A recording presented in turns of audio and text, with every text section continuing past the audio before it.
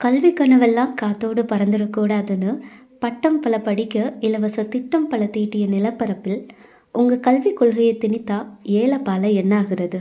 அருந்த காத்தாடியா நாங்கள் படிக்காம தெரிய திட்டம் பல தீட்டுறது தான் உங்கள் புதிய கல்விக் கொள்கையா?